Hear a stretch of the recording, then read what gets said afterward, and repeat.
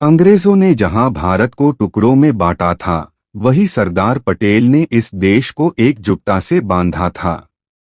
आज हम उस महान व्यक्तित्व के बारे में पढ़ने जा रहे हैं, जिन्हें हम आयरन मैन ऑफ इंडिया के नाम से भी जानते हैं।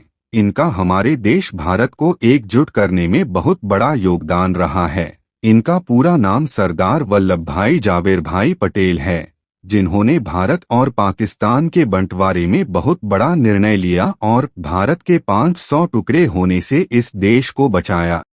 शुरुआती जीवन।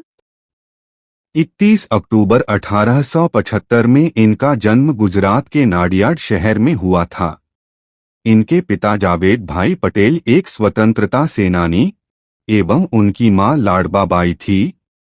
इन्होंने अपनी 10वीं तक स्कूली शिक्षा एन के हाई स्कूल से पूरी की और आगे चलकर इन्होंने लॉ की पढ़ाई की। पढ़ाई पूरी करने के बाद यह एक जाने माने वकील बन गए। 1928 में गुजरात के बारडोली में निर्दयी अंग्रेजी सरकार ने सूखाग्रस्त इलाकों में टैक्स को 6% से बढ़ाकर 22% कर दिया। अंग्रेजों के अत्याचार से परेशान किसानों ने अपनी परेशानी लेकर गांधी जी के पास पहुंचे। पहली बार गांधी जी ने यह काम वल्लभ भाई पटेल को संभालने को दिया। वल्लभ भाई पटेल ने पूरे गांव में अपने गुप्तचर लगा दिए। पटेल जानते थे कि जो भी किसान टैक्स नहीं देता, उसकी जमीन अंग्रेज हड़प लेते थे, किंतु जमीन हड़पने के लिए किसानों का हस्ताक्षर जरूरी था। इसीलिए जब भी पटेल को पता चलता है कि आज उस किसान की जमीन हड़पने वाले हैं, उसे वह कुछ दिन के लिए गायब कर देते। अंग्रेज जब भी किसानों की जमीन हड़पने जाते तो उन्हें पूरा का पूरा गांव खाली मिलता। इस सब से परेशान होकर अंग्रेजों ने वापस टैक्स को कम कर दिया। तभी से वल्लभ भाई पटेल को सरदार वल्लभ भाई पटेल के नाम से जाना जाता है। प्रधानमंत्री पद से इस्तीफा। जब भारत का बंटवारा हो रहा था, उस समय अंग्रेजों के माउंटबेटन की सरकार थी। माउंटबेटन भारत के अंतिम अंग्रेजी गवर्नर थे। माउंटबेटन ने यह घोषणा कर दी थी कि हम भारत को स्वतंत्र करेंगे। माउंटबेटन की इस घोषणा के बाद गांधी जी और अन्य नेताओं ने कांग्रेस का मुख्य अध्यक्ष चुनने के लिए चुनाव करवाया। यह चुनाव बहुत महत्वपूर्ण था, क्योंकि जो भी मुख्य अध्यक्ष के रूप में चुना जाता, वही भारत का पहला प्रधानमंत्री बनता। चुनाव होने के बाद नतीजे कुछ इस प्रकार निकलेगी कि सरदार पटेल को 12 वोट मिले और जवाहरलाल नेहरू को 0 वोट मिले। इस नतीजे से निराश जवाहरलाल नेहरू ने अपना सिर झुका लिया। दरअसल गांधी जी भी चाहते थे कि नेहरू ही प्रधानमंत्री बने। गांधी जी ने जब यह देखा तो उन्होंने एक कलम उठाया और एक कागज पर कुछ लिखा। उस कागज को मोड़कर उन्होंने सरदार पटेल को दे दिया।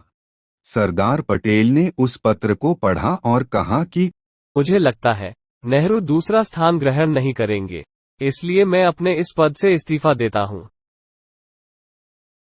देश का बंटवारे को लेकर बहुत सारी लड़ाइयां शुरू हो गई थी। इसी दौरान मोहम्मद अली जिन्ना ने भी पाकिस्तान को अलग देश बनाने का प्रस्ताव रखा। सभी परिस्थितियों को देखकर माउंटबेटन ने यह निर्णय लिया कि भारत के 2 विभाजन किए जाएं। देश के बंटवारे में पंजाब को आधा आधा बांटा गया। वहीं पूर्व में बंगाल राज्य के भी 2 टुकड़े किए गए, जिसमें पश्चिम बंगाल भारत का और पूर्व बंगाल पाकिस्तान में मिल गया। देश के बंटवारा का निर्णय लेने के लिए माउंटबेटन ने भारत और पाकिस्तान की तरफ से एक प्रतिनिधि को चर्चा करने के लिए कहा।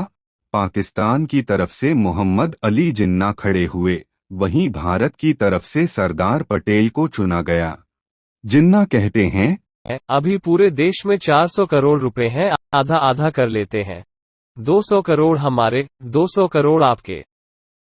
सरदार पटेल कहते हैं, नहीं, तुम्हारे देश की जनसंख्या कम है, क्षेत्रफल भी कम है और खर्च भी कम है, इसीलिए पाकिस्तान को 400 करोड़ में से केवल 75 करोड़ ही मिलेंगे। जिन्ना बड़े जिद्दी व्यक्ति थे। इसीलिए वो इस प्रस्ताव को नहीं मानते। तभी सरदार पटेल गुस्से से कहते हैं, ठीक है, लेकिन अगर ऐसा होगा तो पूरा कर्जा पाकिस्तान को उठाना होगा।